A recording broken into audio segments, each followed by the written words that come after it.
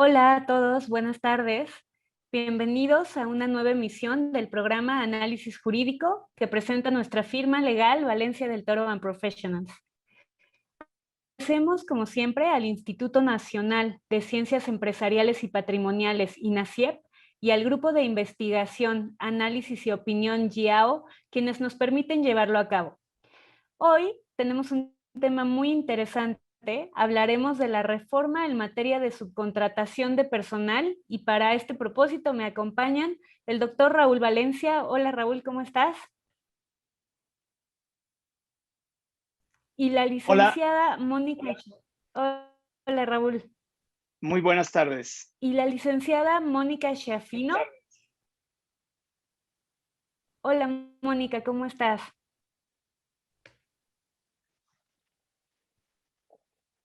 Ay, qué pena. Parece que después de un año todavía no sabemos cómo dejar el mute de la computadora. Una disculpa. Muchas gracias, Gaby, Raúl. Buenas tardes y gracias por la invitación. No te preocupes. Al, al Buenas tardes, contrario, Mónica. Mónica. Y bueno, le doy la palabra a Raúl. Muchas gracias, Gaby. Muchas gracias, Mónica, por aceptar esta invitación. Y bueno, quiero comentarles que la licenciada Mónica Schiaffino es licenciada en Derecho por la Universidad Nacional Autónoma de México, en donde se graduó con honores y cuenta con una maestría en Derecho del Trabajo por el Centro de Estudios de Actualización en Derecho. Es socia fundadora de la firma Litter, en donde asesora continuamente a empresas multinacionales, así como empresas nacionales en México y América Latina en diversas áreas del derecho laboral, incluyendo, desde luego, entre otros, la implementación de planes de pensiones, coordinación e implementación de estructuras de contratación para expatriados, transferencias de empleados, reglamentos interiores de trabajo, revisión e implementación de políticas y programas de cumplimiento, compliance, políticas y capacitación sobre discriminación y acoso en el centro de trabajo, contratos y políticas laborales, planes de incentivos, auditorías, reestructuras corporativas y contratos colectivos de trabajo. La licenciada Mónica es miembro fundador del grupo laboral del capítulo de Querétaro de la Asociación Nacional de Abogados de Empresa, ANADE, y miembro de la Asociación de Ejecutivos de Relaciones Industriales. Ha sido coautora de varios artículos importantes, los cuales han aparecido en reconocidas publicaciones y frecuentemente participa como ponente en conferencias nacionales e internacionales sobre derecho laboral.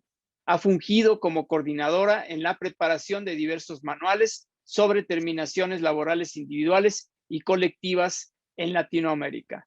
En un campo dominado por abogados varones, Mónica ha sido nombrada en repetidas ocasiones como la única mujer líder entre los expertos laborales de México por publicaciones internacionales como Best Lawyers, Who is Who Legal, y como Thought Lawyers en Derecho Laboral y Latinvex Magazine. Muy bienvenida, Mónica. Gracias en verdad por aceptar esta invitación. No, al contrario, muchas gracias. Gracias por la presentación.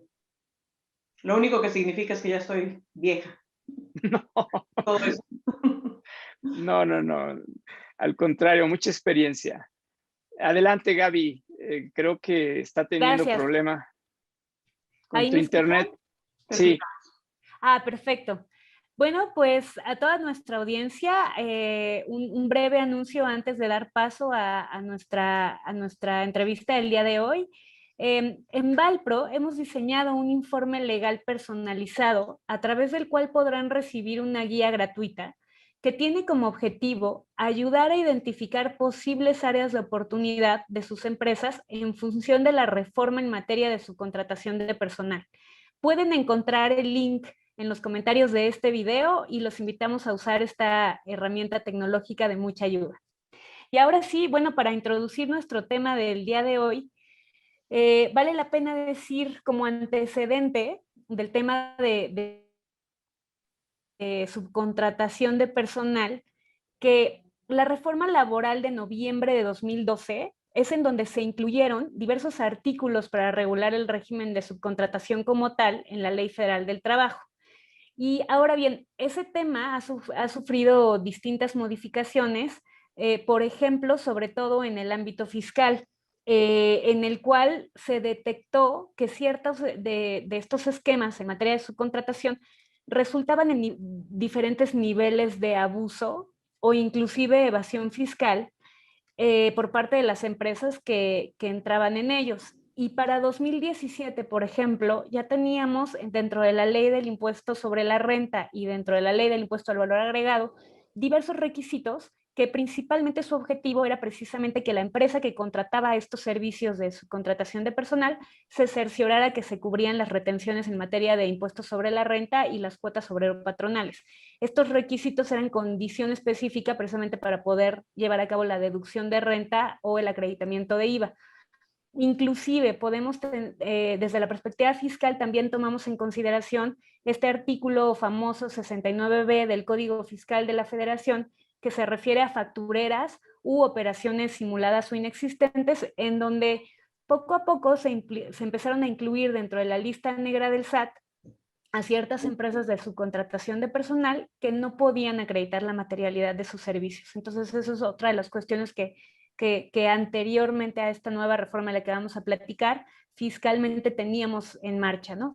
Y luego, finalmente, en 2020, en la reforma fiscal para 2020, se contempla una obligación para el contratante de servicios de subcontratación consistente en retener el 6% del IVA de lo que se pagará a la empresa de outsourcing o subcontratista, y precisamente esta retención se introduce como requisito adicional también para poder llevar a cabo la deducción en materia de impuestos sobre la renta. Entonces, podemos ver que el tema de subcontratación laboral, al menos desde la perspectiva fiscal, era un tema que la autoridad fiscal ya tenía bajo supervisión. Entonces, con este antecedente, Mónica, me dirijo a ti y bueno, pues para preguntarte en primer lugar, desde la perspectiva laboral, ¿qué sería relevante destacar como antecedente de la reforma de subcontratación y cuál era la situación en esta materia antes de la reforma? Muchas gracias, Gaby. Como acabas de mencionar, encontramos, digamos, podríamos decir que encontramos el primer antecedente en la reforma de 2012. Sin embargo, la realidad es que la Ley Federal del Trabajo ya imponía una responsabilidad solidaria cuando un patrón contrataba servicios para prestarlos a un tercero. Entonces, desde nuestra opinión, de entrada el artículo 15A nunca debió haber existido, y mucho menos la nueva reforma que tenemos ahorita. ¿Por qué? Porque la Ley Federal del Trabajo ya preveía esa responsabilidad solidaria. El problema que hemos visto tanto en la reforma de 2012 como en la actual reforma de la que vamos a hablar hoy es que no se necesitaban para perseguir a aquellas empresas que no estaban cumpliendo. Totalmente de acuerdo contigo en que la subcontratación se ha prestado para muchísimos abusos, ¿no? Decimos cuando damos presentaciones, así como el colesterol, hay colesterol bueno y colesterol malo, exactamente igual a tercerización. Tenías outsourcing bueno, en donde las empresas, y todos conocemos los grandes nombres que no voy a decir ahorita, cumplen con la ley, pagan seguro social, dan empleo formal, no hay ninguna estructura para tratar de darle la vuelta a la legislación para no cumplir. Sin embargo, existían muchas organizaciones y sobre todo en el centro del país se prestó muchísimo, que no quiere decir que sea exclusivo del centro del país, en donde se contrataban empleados a través de sindicatos, y entonces le decías al empleado, te voy a pagar el 30% de tu salario a través de nómina, y el 70% se lo doy al sindicato, y el sindicato te lo da como una ayuda sindical, o contrataban a los empleados en una empresa diciendo que todos eran socios industriales y obviamente les devolvían el dinero no como salario, y obviamente eso es evasión fiscal, ¿no? Eso no es defraudación, o sea, no es algo que la legislación tuviera que cubrir, la legislación laboral, para acabar con eso. Eso ya era fraude desde entonces, no necesitábamos esta reforma. En 2012, cuando inicia en efecto el intentar regularizar la tercerización, y perdón, otro antecedente, tenemos el antecedente de la PTU. La PTU, como saben todos, es un derecho constitucional en donde se establece que los empleados van a participar de las utilidades de las empresas. México no es el único país que lo tiene. Sin embargo, establece la Constitución que el porcentaje que van a repartir está a cargo de una comisión nacional que se reúne cada 10 años para determinar la cantidad.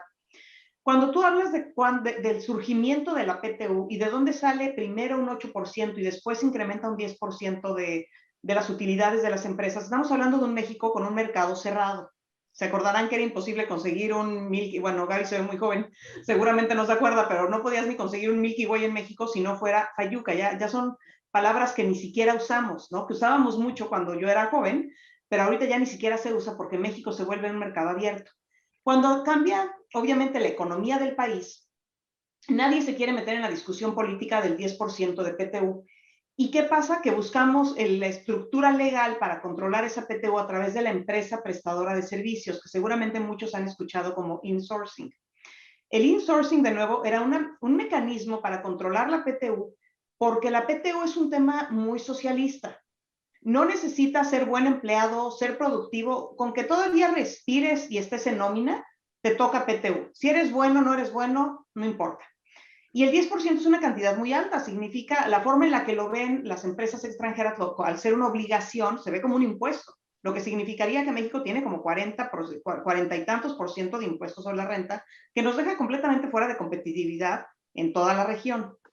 Se encuentra el mecanismo a través de esta empresa de insourcing, y cuando sale en el 2012 la primera reforma, seguramente habrán escuchado de muchos asesores diciendo, y muchas empresas, y sobre todo abogados que defienden sindicatos, diciendo ya se acabó la prestadora de servicios, este es el fin, y no es así. El objetivo de la legislación de 2012 era realmente ir en contra de la tercerización pura, outsourcing, staff augmentation, como queramos llamarlo, en donde yo te doy al trabajador y tú le dices qué tiene que hacer, cómo lo hace, dónde lo hace, a qué horas, cuál es incluso a lo mejor el uniforme, el correo electrónico.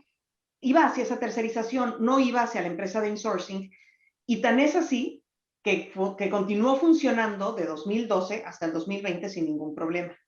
En el Inter, como también mencionabas tú, Gaby, hubieron ciertas interpretaciones y modificaciones a la legislación fiscal que obligaron a las empresas a decir, bueno, cambia el director general, y entonces empezamos a ver empresas que nunca habían tenido empleados a tener por lo menos al director general, que fue una recomendación que realmente vino de la parte fiscal de la consulta más que laboral. Y después de eso, nos traen al señor líder del sindicato de mineros, ¿no? Autoexiliado en Canadá por muchos años por fraude, y lo traen para ser un flamante senador. Seguramente ya les quedarán claras mis afiliaciones políticas, que no son necesariamente las del gobierno. Y él empieza con una propuesta absolutamente agresiva diciendo que tenías que pagar la PTU de los últimos años si estuviste algún día en su contratación, que no se podía hacer compensación, que no la podías adelantar, que iba a ser crimen organizado, y bueno, hace una propuesta sumamente agresiva. Y en una Navidad la aprueba en comisiones en el Senado sin tener todavía el consenso. Y ahí sale Mario Delgado, si no mal recuerdo, creo que sí fue Mario Delgado, a pelear con él y a decirle esto el presidente no lo va a apoyar. Y sin embargo, 12 meses después, el presidente, con elecciones a menos de una semana, a partir de hoy, decide sacar esta nueva legislación, y esta nueva legislación sí se enfoca mucho en el insourcing. Entonces sí hay que tener cuidado para las empresas. No se trata nada más de aquellas empresas que tengamos, que nos prestan servicios, y vamos a ir platicando de estas durante el desarrollo de la entrevista el día de hoy, pero también nos impacta en nuestra propia estructura si tenemos insourcing. Ese es el antecedente desde mi muy particular punto de vista, y obviamente no, sin meternos en temas políticos, yo creo que va a ser contraproducente para la economía del país. Creo que va a generar muchísima más informalidad. ¿Por qué? Porque la gente no va a poder, o sea, las empresas no van a poder cumplir con esto, y entonces van a decidir buscar otras formas. En lugar de generar empleo formal, va a generar mucho más desempleo formal, y mucha más economía informal en el país. Y creo que para efectos económicos va a ser absolutamente contraproducente. No tiene, desde mi punto de vista, más que tintes electorales, ¿no? Porque sí lo menciono, a pesar de obviamente no ser una llamada de tinte político, sí lo menciono porque al menos dentro de nuestros clientes, sí la primera pregunta es, guay, o sea, ¿de dónde? ¿Por qué? ¿Por qué viene esta legislación? Y creo que es importante entender esto. No hay un razonamiento económico. No es cierto que traten de proteger a los empleados. Las empresas, lo único que van a hacer es que las empresas que ya cumplen con la ley tengan todavía más obligaciones, y las que no han cumplido nunca van a seguir buscando la forma de darle la vuelta, ¿no? Que no, de ninguna manera creemos que esté bien hecho ni lo condonamos, ¿no? O sea, el incumplimiento de la ley sí es algo que debemos atacar como país y como sociedad, ¿no? De acuerdo completamente contigo, Mónica. Y bueno, entonces, Mónica, ¿qué piensas respecto de la legislación laboral cuando dice se prohíbe la subcontratación laboral? ¿Qué debemos entender? O sea, ¿ya no puedo subcontratar nada? ¿Qué debo de entender, Mónica? No, muchas gracias. Este es un tema que todavía se ha discutido muchísimo porque nos trae colación. Vamos a empezar con el proyecto de ley que presenta el presidente en noviembre, el 12 de noviembre, si no mal recuerdo, de 2020, en donde hablaba en el artículo 12 de la Ley Federal del Trabajo que se prohibía la subcontratación, entendida esta como el poner a disposición personal propio en beneficio de un tercero. Y después el artículo 13 decía, está permitida la contratación, usando dos palabras distintas, y esto es muy importante, subcontratación y contratación de servicios especializados. Ahí, en el primer análisis, cuando sale la ley, está cubierto todo, están cubiertos los servicios legales, los servicios de contadores, todo. ¿Por qué? Porque ya el tema subcontratación y definir la palabra subcontratación ya no tenía tanta relevancia y realmente era preocupante. No que deje de ser preocupante cómo terminó el texto final, pero cuando sale el texto final de la ley, nos dice otra vez el artículo 12, se prohíbe la subcontratación, entendida esta como poner a disposición personal de un tercero, empleados propios, pero se permite la subcontratación, usando la misma palabra, de servicios especializados y obras especializadas, siempre y cuando se cumplan con estas características, que haya un contrato, que no forme parte del objeto social del beneficiario y que no sea igual a la actividad económica preponderante del beneficiario. Pero ahí ya nos regresa al análisis de lo que hablaba Gaby hace rato, que fue la reforma a la ley del impuesto al valor agregado, en donde se lleva discutiendo años y todavía, salvo que ustedes me digan otra cosa, porque no es un concepto laboral, sino fiscal, todavía no hay una definición de qué significa poner a disposición personal. Sin embargo, esta diferencia, si me lo permiten rápidamente, esta diferencia entre el texto original de la propuesta y el texto final donde habla de subcontratación, aunado a los lineamientos que salieron publicados por la Secretaría del Trabajo la semana pasada para registrar servicios especializados, que ya hablan otra vez que servicios especializados son aquellos en donde un contratista pone a disposición personal de otro, pues de alguna manera nos tranquiliza en el sentido de decir, a ver, al principio cuando sale la primera reforma es todas las relaciones jurídicas del país están contempladas en la reforma, cualquier tipo. Y ahorita ya nos permite decir, bueno, no, me regreso tantito y hay ciertas relaciones que no están cubiertas por la reforma, una prestación de servicios profesionales, y podemos dar algunos ejemplos, y hay relaciones que sí están sujetas, que sí están dentro del alcance de la reforma, y ahí el siguiente análisis es ver cuáles son esas relaciones en donde se nos está poniendo a disposición o nosotros estamos poniendo a disposición personal, que esa es para mí la clave de la definición, y tampoco me iría de forma muy simplista a decir, pues yo nunca pongo a disposición, creo que hay que verlo con mucho detalle, con varios elementos, para determinar esta relación jurídica que tengo con un tercero, que tengo con mis empresas del mismo grupo, ¿es subcontratación o no?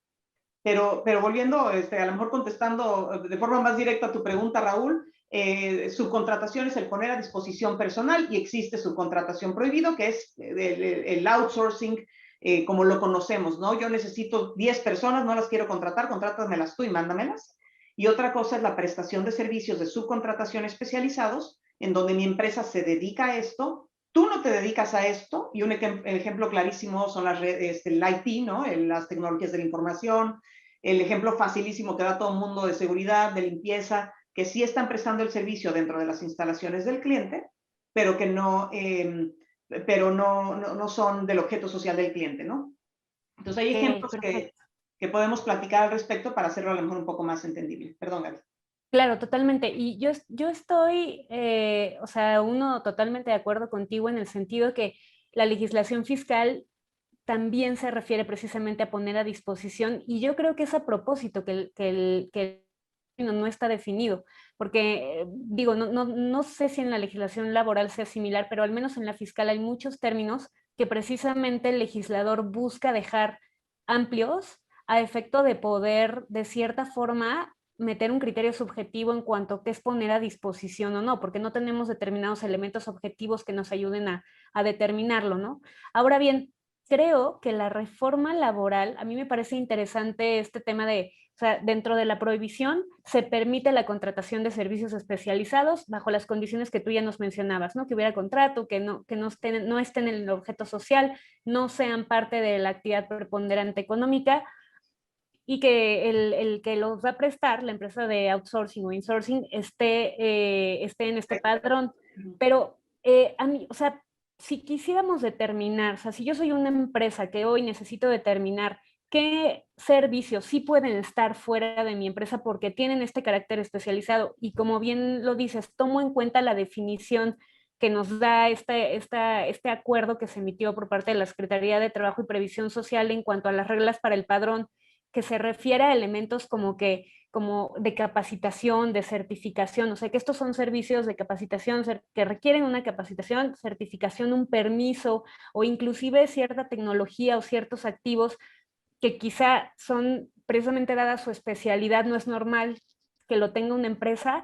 ¿Cómo podríamos guiar o cómo se podrían guiar las empresas para determinar qué se refiere o sea, qué sí está permitido y qué se refiere este servicio especializado? Yo creo que son dos conceptos distintos, Gaby. La primera es que está permitido, es un tema absolutamente objetivo y formalista y un absurdo de la autoridad otra vez. Y coincido contigo en que dejan esta parte de no definida, porque se ha vuelto México lamentablemente un tema de terrorismo fiscal. O sea, la autoridad fiscal, si no te encuentra nada, pues entonces le mete esa parte subjetiva en donde ellos interpretan si te están poniendo a disposición o no. Pero son dos conceptos para mí distintos. ¿Qué sí está permitido? ¿Qué dice la ley? La ley dice todo aquello que no esté dentro de tu objeto social, y aquí es donde entramos en primer absurdo y en la primer necesidad de revisar muy objetivamente nuestro objeto social. Porque cuando constituimos una empresa tradicionalmente, siempre ponemos que se permite hacer todo lo que sea legal y permitido bajo el sol, porque nunca sabes a dónde quieres llevar a tu empresa. Hoy tenemos que voltear esta estrategia totalmente y decirle no. ¿Qué haces realmente? Y solo con eso ahí, porque si pones todo lo demás, ya no lo puedes subcontratar. Entonces, ese es el primer punto. El segundo es el tema de la especialización. Había dicho, primero de nuevo, en el origen de la propuesta se decía que se necesitaba una autorización de la Secretaría del Trabajo, y en el texto final sale un registro, que para mí es tratar de insultar nuestra inteligencia, porque en el momento en que la Secretaría puede negarme o aprobarme, se vuelve una autorización, aunque le digan ellos el registro. Y más aún, Alejandro Salafranca, el subsecretario de la Secretaría del Trabajo, quien está impulsando toda esta reforma, había dicho que los registros se iban a dar de buena fe, que no se iba a pedir nada en particular, y de pronto nos volteamos a los lineamientos y viene que te piden certificaciones, activos, promedio de salario de los empleados, o sea, te pide una cantidad de cosas que no tendría realmente por qué la Secretaría del Trabajo meterse en eso. ¿Qué tal si tú tienes rentados tus activos porque no tienes el capital, o por la razón que a lo mejor te dedicas a montacargas, eres especializado, pero tus montacargas están arrendados? Digo, obviamente lo puedes demostrar, tengo un arrendamiento para todos los montacargas, pero lo que voy es, se le está dando un poder inusitado, obviamente, a la Secretaría del Trabajo para que ellos te autoricen o no trabajar. O sea, si un día la Secretaría del Trabajo decide que y háganme el favor, o sea, si tu acta constitutiva no es legible, ni siquiera te dicen, oye, te doy la oportunidad de que me la vuelvas a mandar. Te pueden negar el registro porque el acta constitutiva no es legible, y tú puedes tener tus 10 clientes negándote ya, o no te pagan o no te contratan porque la Secretaría del Trabajo decidió no darte o cancelarte un registro. Entonces, si bien se llama registro, es una autorización. En efecto, tenemos que demostrar que somos especializados, demostrando que tienes equipos, programas, certificaciones, licencias. Existen obviamente actividades que requieren una licencia particular, ya sea del Estado. Un despacho de abogados pues necesita que sus abogados estén titulados, si no, no puedes ejercer. Un hospital necesita que los doctores, enfermeras tengan obviamente una cédula profesional, pero no tendrían que ir más allá. Sin embargo, van, y es la autoridad laboral la que va a decidir si cumples con esa característica de especialización o no. Del otro punto de vista, cómo lo van a ver nuestros clientes depende de su objeto social. Y les voy a dar un ejemplo rápidamente. La limpieza, que todo el mundo usa el mismo ejemplo porque es fácil de explicar, ¿no? Obviamente nadie quiere meterse en lo complicado porque no tenemos respuestas. Pero la limpieza, por ejemplo, a todo el mundo le decimos, sí, sí lo puedes tercerizar.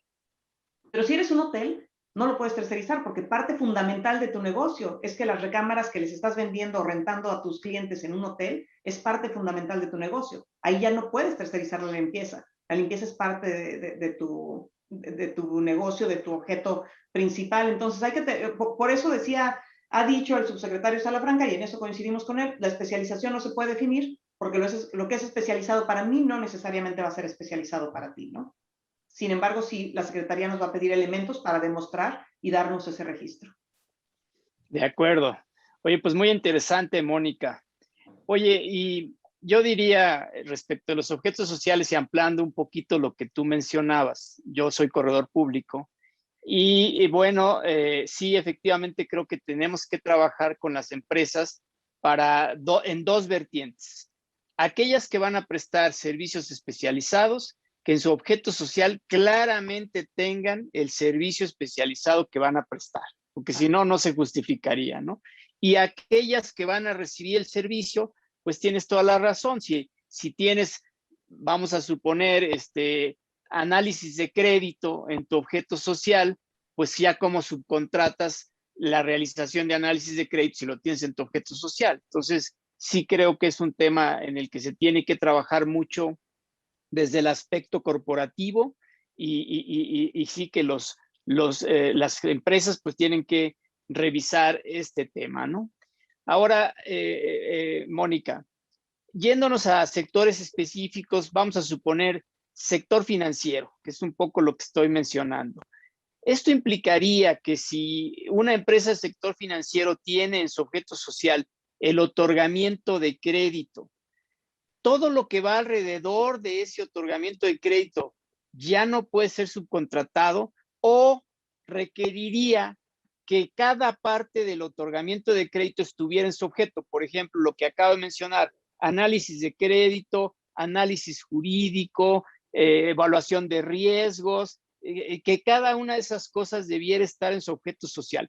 O con que diga otorgamiento de crédito, ya debemos de entender que no puede subcontratar todas esas cosas especializadas. ¿Y por qué lo menciono? Pues porque hay empresas especialistas en alguna de estas cosas, ¿no? O sea, hay quien se dedica desde hace muchos años a hacer, por ejemplo, análisis de crédito, son muy buenos en ese tema. Entonces, ¿cómo ahora ya no los puedo subcontratar? Es un poco la pregunta en cuanto a sectores y en cuanto a este caso específico, Mónica. Muchas gracias, Raúl. Yo creo que, acabas de pegar en el clavo de cómo analizar esa especialización, ¿no? Otro sector, y ahorita hablamos de las instituciones de crédito, que les está pegando muchísimo es la construcción, el desarrollo de tecnologías de la información y el sector financiero que acabas de mencionar. En efecto, el otorgamiento de crédito está hecho por muchos pasos. Tienes un contrato, tienes una revisión de antecedentes de tu cliente, porque tienen todas las empresas del sector financiero una política de know your client. Tienes que saber quién es tu cliente, de dónde viene el dinero, y pues a lo mejor tú no te dedicas a hacer este análisis de revisión de antecedentes, tú te dedicas a captar capital y a otorgar créditos. Y entonces, ¿qué implica este otorgamiento de créditos? Mi particular punto de vista es que si puedes justificar el análisis financiero con una empresa especializada que se dedica a análisis financiero, siempre y cuando no esté como tal en tu objeto social, lo puedes hacer. Yo no creo que la autoridad laboral tenga la facultad de decir, no, para mí el otorgamiento de crédito va desde que abren el contrato. Otro tema que nos ha pasado mucho con las instituciones financieras es el desarrollo de sus aplicaciones. A lo mejor el otorgamiento de crédito lo hago ahorita, me mandan un crédito y le digo que sí a mi banco. Y ese desarrollo de esa aplicación no la hizo el banco, la hizo una empresa que se dedica a desarrollar aplicaciones. Entonces yo creo que sí pueden todavía seguir contratando ciertas fases de ese otorgamiento de crédito. ¿Qué no puedo hacer? No puedo a lo mejor tener al empleado que está firmando con el cliente y que le está el ejecutivo de cuenta. El ejecutivo de cuenta tiene que estar en el banco.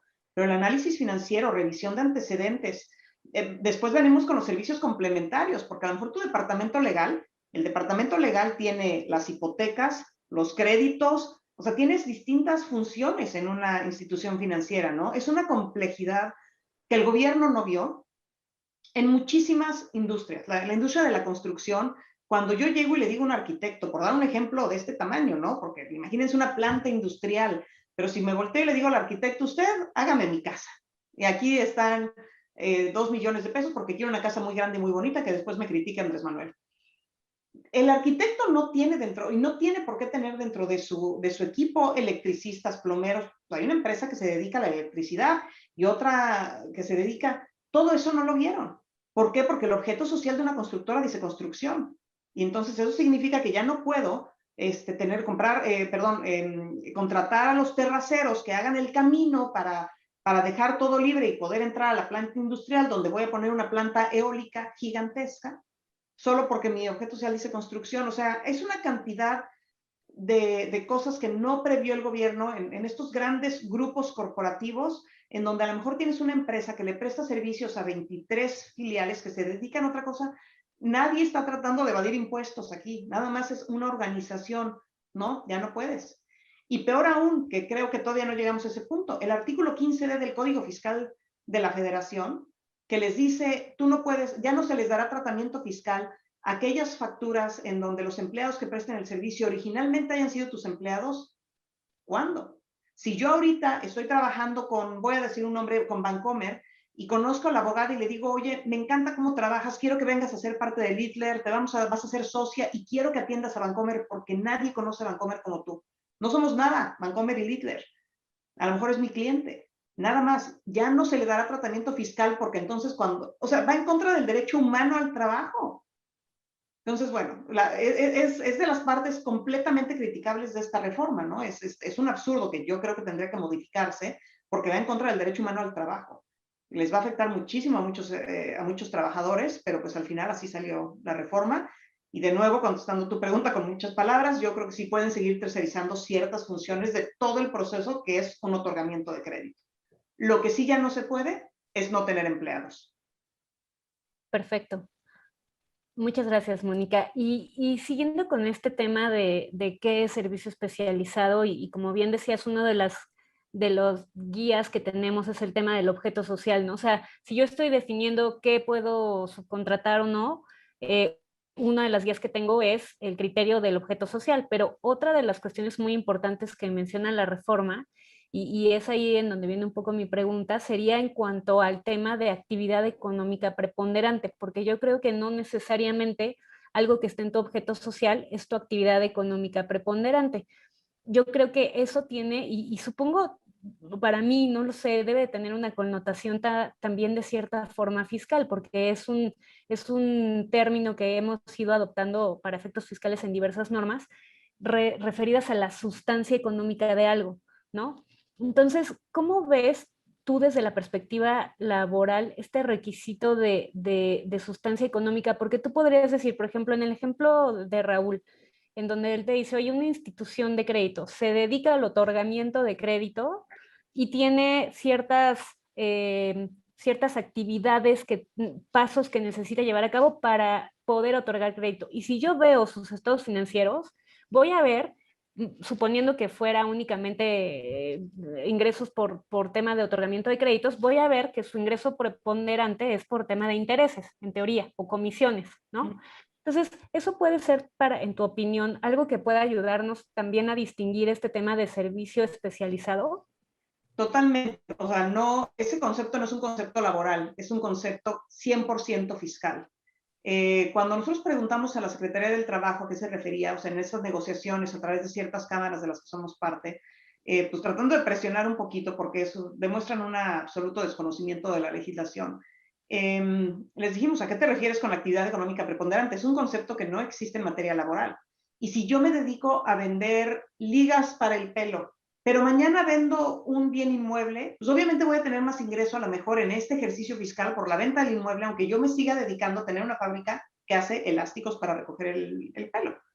Entonces, lo que dijo el subsecretario es que sí se refiere a la actividad económica preponderante registrada en el Registro Federal de Contribuyentes. Es un tema 100% fiscal y se refiere creo que es el 45 del reglamento, ni siquiera me acuerdo qué artículo es porque no soy fiscalista, pero creo que es el artículo 45 del reglamento del Código Fiscal de la Federación, creo, el que te habla de cuál es la actividad económica preponderante, que aparte entiendo hay un catálogo del SAT.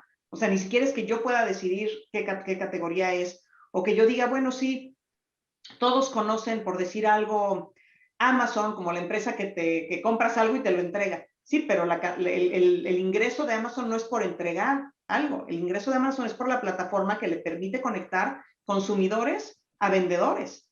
Y los vendedores pagan una comisión y estos pagan una suscripción. No es la entrega. No es porque, o sea, el gobierno no puede decidir y no puede interpretar hasta que no vea realmente qué es lo que haces, ¿no? Entonces, sí es otro de los elementos que tenemos que revisar, no solo el objeto social, sino la actividad económica preponderante con la que nos dimos de alta en el RFC, y hasta ahorita eso es lo que se refiere el artículo 13 de la Ley Federal del Trabajo, a esa actividad económica preponderante. De acuerdo, y nada más para confirmar lo que acaba de decirnos Mónica, efectivamente se refiere al artículo 45 del Código Fiscal del reglamento del Código Fiscal de la Federación, o sea, ni siquiera es la ley, es el Código Fiscal, que efectivamente dice, se considera actividad preponderante aquella actividad económica por la que en el ejercicio de que se trate, o sea, lo refiere a un ejercicio fiscal específico, el contribuyente obtenga el ingreso superior respecto de cualquiera de sus otras actividades, es decir, de las que tú tengas dadas de alta, el que sea el mayor porcentaje, eso voy a considerar actividad preponderante. Ahora bien,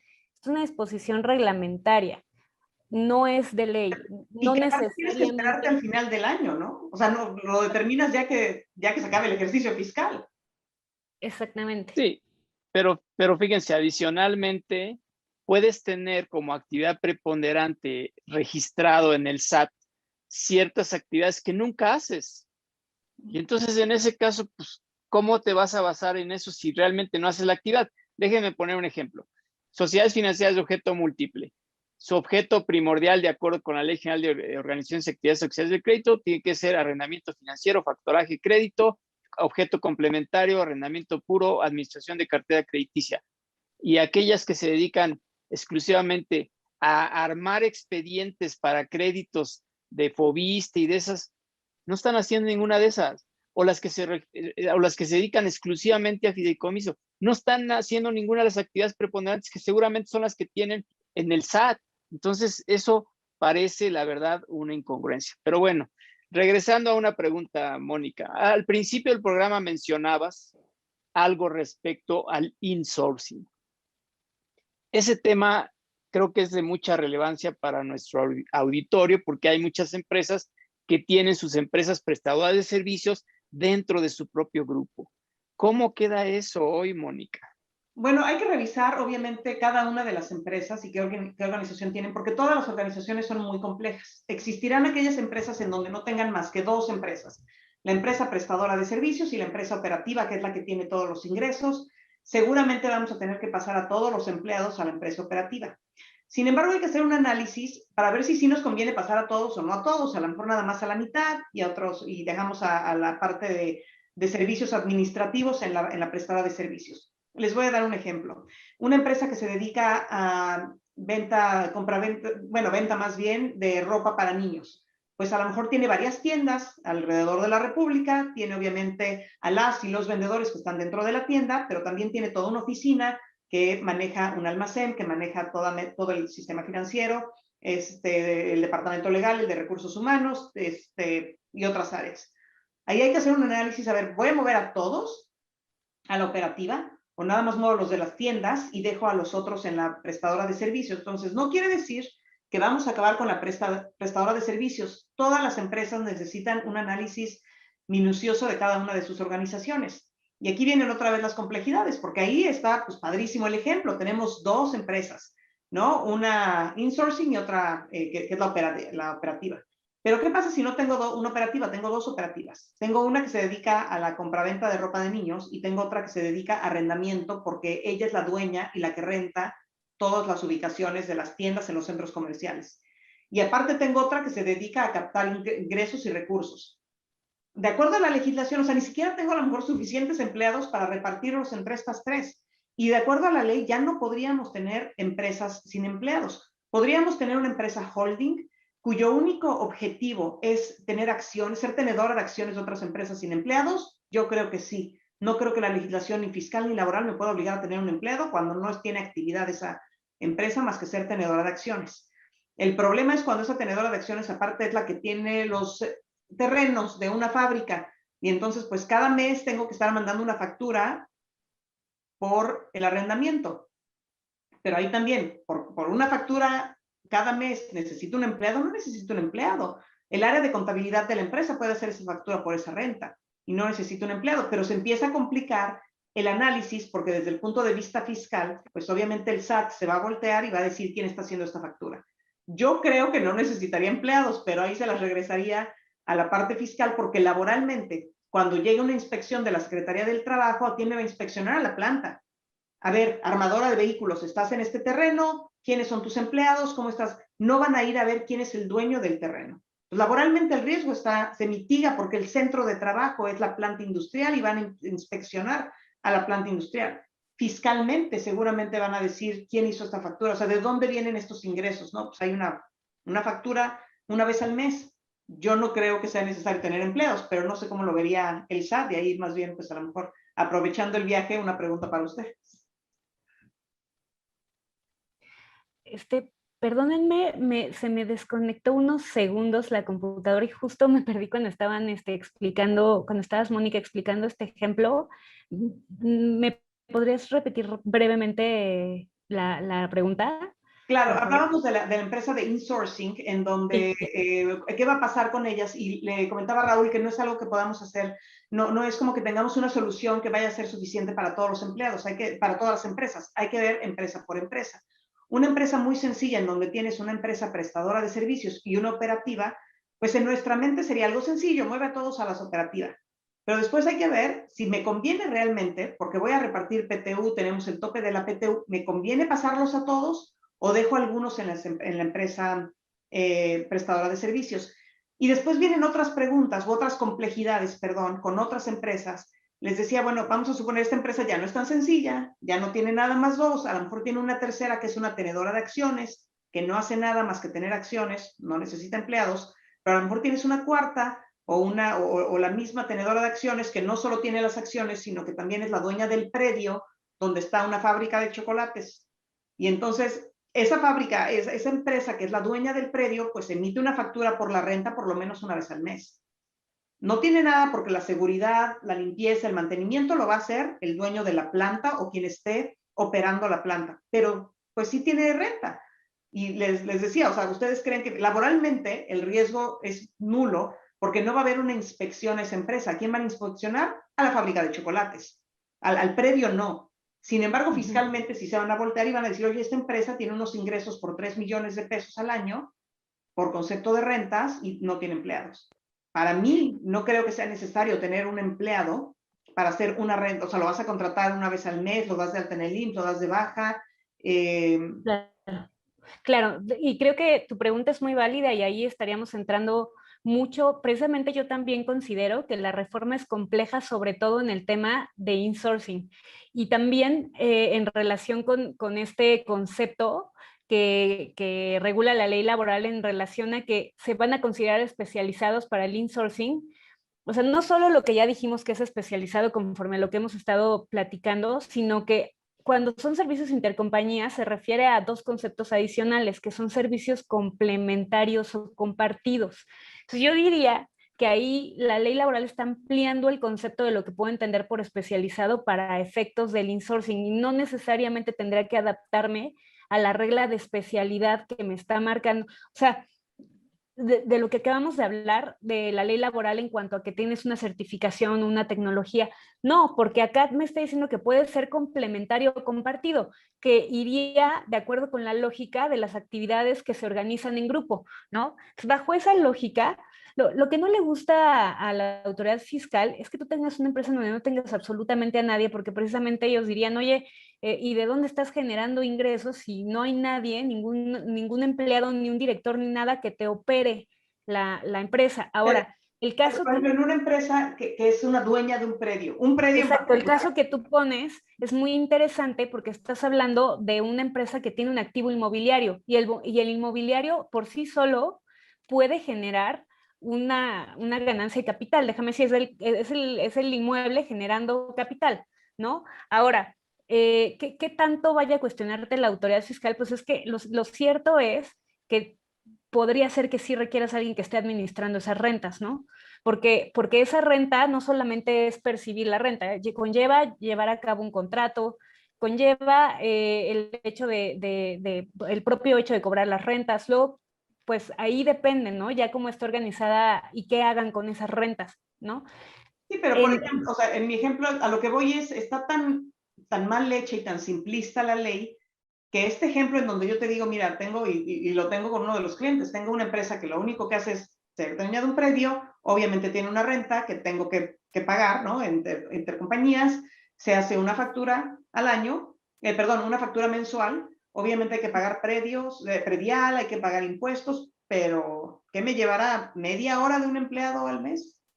Necesito contratar a un empleado para cubrir esa media hora, solo porque obviamente, genera 3 millones de pesos al año, o sea, no es una cantidad menor. ¿Por qué? Porque es un predio grande donde hay una fábrica encima.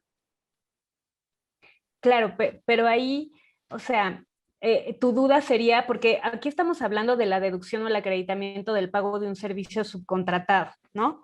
Entonces, tu duda sería Sí, si no, esa persona que subcontrato para que me administre las rentas para la inmobiliaria va a ser deducible o no, porque precisamente como está administrando y yo me dedico a rentar, pues no sería, sí tendría que tenerlo adentro, ¿no? tendría que ser mi Esa empleado. es un poco la pregunta. Sí, tendría que ser mi empleado para media hora de trabajo al mes. Claro. O lo puedo tercerizar porque no tengo, o sea, media hora. Yo te diría que quizá, o sea, depende y a lo mejor no hay una, digamos, una sola respuesta. Yo creo que una empresa, si tiene a su director general y opera a través de él, no creo que en principio eso sería problemático, porque realmente tú no requieres o Pero no sea, es al director general lo tengo haciendo cosas de dirección general de la fábrica. O sea, mi problema es que esta empresa en particular, y digo, no, para no enfrascarnos en este ejemplo, si quieren vamos con más preguntas, pero en esta empresa en particular realmente tengo varias empresas y el director general lo tengo que tener donde están haciéndose las cosas.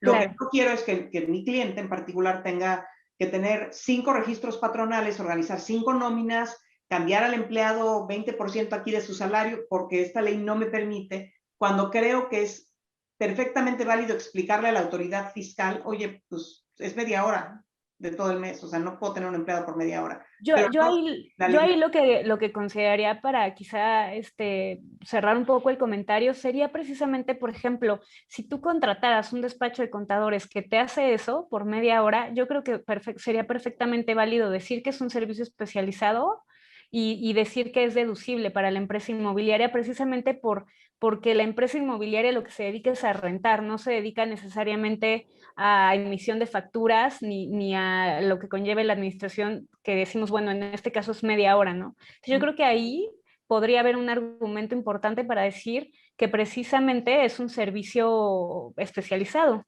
¿no? Y que no tiene que tener a los empleados adentro. Exacto. Obviamente, este es un caso, o sea, el que tú pones es un caso muy específico, ¿no? Dices, oye, con un inmueble que tiene una renta y que tiene una factura al mes, etcétera, No, ¿no? en el momento que empezamos a meter ahí, bueno, Exacto, tiene más. es relativo. Ajá, Entonces ya no, totalmente de acuerdo, exactamente. porque también, y eso es importante creo para nuestra audiencia, porque todo el mundo puede decir, ah, pues yo tengo una empresa que tiene un inmueble, sí, pero también es la que recibe a todos los contratos, como quiero bajar los impuestos de ese inmueble, le estoy metiendo gastos. ¿Gastos de qué? Entonces sí, obviamente hay que hacer un análisis muy concienzudo, pero sí me quedaba, o sea, ¿cómo veían ustedes que vería la autoridad fiscal cuando tienes una empresa que el único ingreso es por 12 facturas al año? Pero gracias. Claro.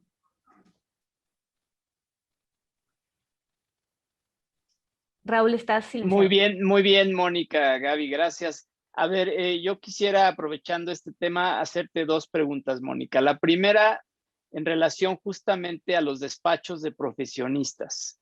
Si es algo que va a seguir operando normalmente o si las empresas tienen sus jurídicos internos, digo, si son abogados o sus contadores internos son contadores, etcétera, si es algo que va a hacer cortocircuito. Esa sería la pregunta. Y la primera. Y la segunda, ¿se esperan amparos contra esta reforma? ¿Muchos? ¿Pocos? Contestando a la primera, yo creo que depende de la relación que tengamos con ese cliente. Punto número 1, vamos a suponer los servicios que damos ustedes y nosotros a nuestros clientes. A mí me puede hablar un cliente y decir, oye, tengo un juicio, el director general nos demandó y quiero que lo defiendas. Y seguramente mi equipo va a estar en constante contacto con el cliente. Les van a tomar llamadas a las 2 de la mañana si quieren, porque es cuando estamos en servicios, pues tienes que dar el mejor servicio que puedas, pero no los estoy poniendo a disposición. Una cosa es que yo te diga, te contesto, te atiendo la llamada, determinamos la estrategia a lo mejor en conjunto, vas a revisar tú a decir, ¿sabes qué? Esta estrategia no me gusta, me quiero ir por acá, pero no estamos poniendo a disposición, es una relación independiente. Pero no quiere decir que todas las relaciones sean igual solo porque es un despacho o solo porque sean un contador. Vamos a suponer que nos habla nuestro cliente y nos dice, Mónica, estoy saturado y necesito que me mandes un abogado que me ayude con este proyecto 7 meses y que revise contratos conmigo y que estoy poniendo un implant. Esa es una relación desde mi punto de vista de subcontratación y ahí sí tendríamos que estar nosotros especializados, registrados ante la Secretaría del Trabajo y darle toda la información al cliente. Entonces, no te diría simplemente por ser un despacho de abogados ya no lo tienes que hacer. Depende de qué tipo de relación tengas, igual contador. Ahora, las empresas, vamos a suponer, como mencionas, pues casi todas nuestras empresas tienen un departamento jurídico.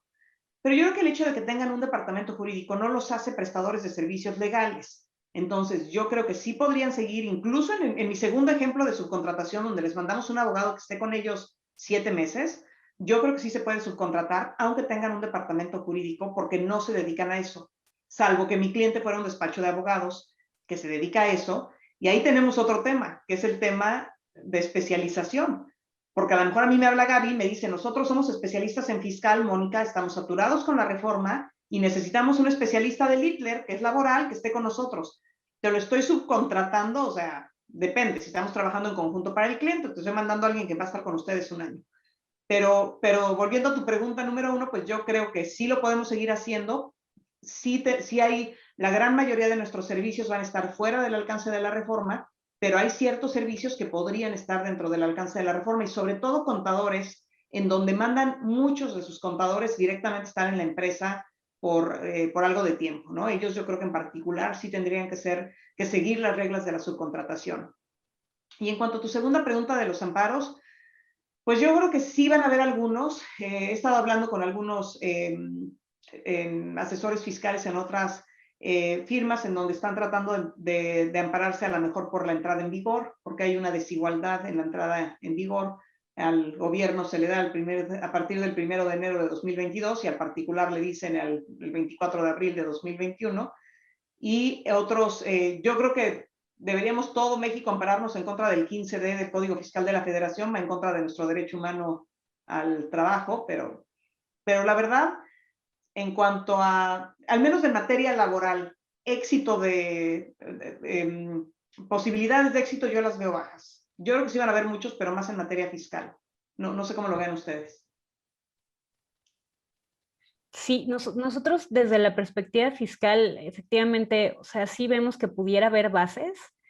El problema en la materia fiscal es que desde hace ya muchos años, antes año con año las áreas de litigio de los despachos fiscales pues venían presentando amparos normalmente contra la reforma de cada año y realmente era un análisis jurídico de fondo, ¿no? De oye, si estoy violando principio de legalidad, proporcionalidad, equidad, había un análisis de fondo y se determinaba.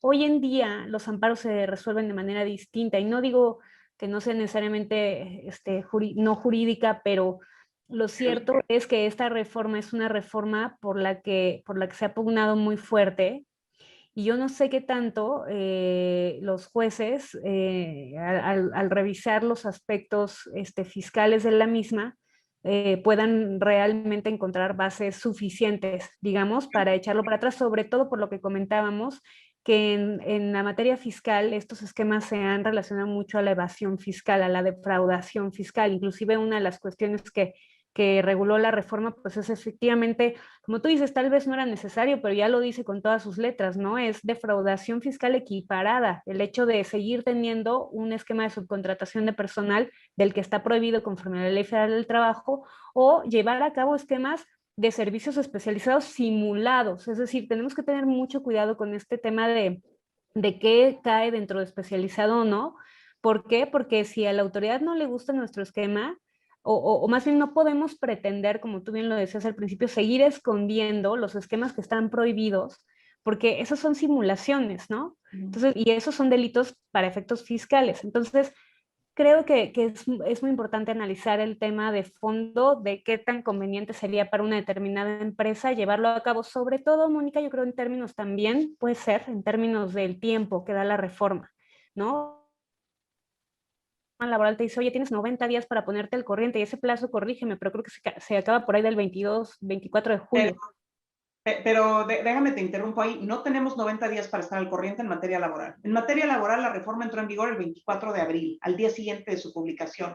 Nos da una ventana tratándose de sustitución patronal, pero uno, ni te obliga a pasar a los empleados a través de una sustitución patronal, te dice, si lo vas a hacer, te doy una ventana para que no haya transferencia de activos, sobre lo que tengo muchos comentarios. Como pueden ver, tengo muchos comentarios sobre todo. Y la otra parte es que tampoco es una ventana para reorganizarnos en 90 días. Y eso es algo que quiero, que sí es importante que, que la audiencia entienda, ¿no? No le están dando 90 días para reestructura. Ya a partir del 24 de abril, la tercerización está prohibida. Y aunque diga el gobierno es que les di 90 días, de entrada no es nada. Yo creo que el término es absurdo de lo corto que es. Y en segunda, no es una ventana ni un periodo de gracia. Lo que sí es que la parte fiscal, que al final es de donde se va a agarrar el gobierno para confirmar que hay cumplimiento o no, entra en vigor el 1 de agosto, pero la parte laboral entró en vigor el 24 de abril. Pero y entonces el plazo de 90 días a que se refieren los transitorios en Ley Federal del Trabajo, ¿cómo podríamos entenderlo? Sí. La figura de la sustitución patronal ha estado en la ley desde hace muchos años y es una figura que se puso en la ley para proteger a los empleados. La intención de ese artículo era, a donde vayan los activos van los empleados. ¿Por qué? Porque no quiero que constituyas una empresa que no es más que un cascarón y dejas a los empleados chiflando en la loma, y más bien no, porque vas pasando los activos a otras empresas. A eso se refería, es un mecanismo para proteger a los empleados. Y las empresas empezaron a pasar empleados de aquí para allá dándote solo un aviso, o ya no estás en la empresa A, estás en la empresa B y viceversa. Sin embargo, ya la jurisprudencia y la ley del Seguro Social ya decían que para que la sustitución patronal surtiera efectos tenía que haber transferencia de activos. Entonces, lo que hizo la legislación laboral fue recoger lo que dice la Suprema Corte y decir, para que haya una sustitución patronal tiene que haber transferencia de activos. Como los empleados les dijo, como los empresarios le dijeron al gobierno, oye, si tengo a mis empleados en la prestadora no tiene activos y los quiero pasar a través de una sustitución patronal, no lo puedo hacer porque no tengo activos. Por eso se puso el periodo de 90 días para hacer transferencias de empleados sin que haya, de transferencias a través de sustitución patronal sin transferencia de activos. Pero eso no quiere decir ni que te obligue a transferirlos a fuerza por sustitución patronal, ni que sea una ventana de 90 días para reorganizarnos. Simplemente te dijo, si lo haces a través de esta figura jurídica durante los primeros 90 días, no necesitas saber transferencia de activos. Ok, y entonces digamos que, o sea, porque digamos que esta ventana también podría entenderse de tiempo, podría entenderse en el sentido de, como tú dices, entró en vigor desde el 24 de abril, pero como está este tema de la sustitución, pues lo tengo que hacer a través de eso para tener la ventana de 90 días. Sería un poco así la interpretación que se está dando, ni siquiera. No, okay. Ni siquiera, porque más bien solo te dice, oye, si vas a hacer transferencias de empleados, porque ni siquiera te dice en virtud de esta reforma, sino que si vas a hacer transferencias de empleados, lo puedes hacer en 90 días. Yo sí creo que la Secretaría del Trabajo no va a llevar a cabo inspecciones agresivas en contra de este esquema durante los primeros 90 días. Creo que incluso ellos están convencidos de que nos dieron 90 días, o sea, de nuevo, no demuestra más que la poca técnica legislativa de nuestro país y un absoluto desconocimiento de la ley de la Secretaría del Trabajo, no solo de la secretaria, que es una abogada muy exitosa, pero que no tiene idea de laboral, o más bien muy preparada, más que muy exitosa, y el subsecretario que tampoco tiene conocimientos en materia laboral mexicana, pero yo creo que ellos también están convencidos de que hay un periodo de 90 días, que no es así. Okay. ¿Qué me preocupa? Me preocupa que en el 2023 haya una auditoría fiscal y que los auditores fiscales, que son muchísimo más sofisticados que los auditores laborales, se volteen y digan, ya estaba prohibido. De acuerdo. Hiciste deducciones, ¿no? Sí, totalmente de acuerdo. Pues bueno, sí. se nos acabó el tiempo. Mónica, te agradecemos muchísimo todo el conocimiento y todos los comentarios que compartiste el día de hoy con nosotros. Fue un gran placer tenerte en el programa. Y bueno, Raúl, igualmente, muchas gracias por acompañarnos en esta emisión, a toda nuestra audiencia. Nada más les recuerdo que en Valpro diseñamos el informe legal personalizado a través del cual pueden recibir la guía gratuita que tiene como objetivo ayudarles a identificar si esta reforma en materia de subcontratación de la que estuvimos hablando hoy pudiera llegarles a ser aplicable. Les agradecemos su tiempo y nos vemos en la siguiente emisión del programa. Muchas gracias. Gracias. Muchas gracias, Gaby. Muchas gracias, Mónica, por tu generosidad de compartir con la audiencia. Muchas gracias y hasta el próximo programa.